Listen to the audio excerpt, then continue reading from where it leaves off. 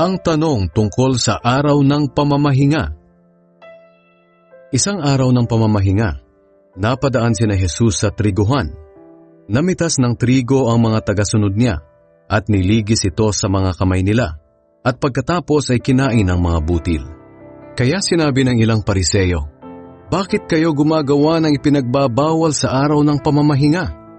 Sinagot sila ni Jesus, "Hindi ba ninyo nabasa sa kasulatan ang ginawa ni David nang magutom siya at ang mga kasamahan niya? Pumasok siya sa bahay ng Diyos at kumuha ng tinapay na inihandog sa Diyos at kinain ito. Binigyan din niya ang mga kasamahan niya. Hindi sila nagkasala, kahit na ayon sa kautusan, ang mga pari lang ang may karapatang kumain niyon." At sinabi pa ni Jesus sa kanila, "Ako na anak ng tao ang siyang makapagsasabi kung ano ang nararapat gawin sa araw ng pamamahinga."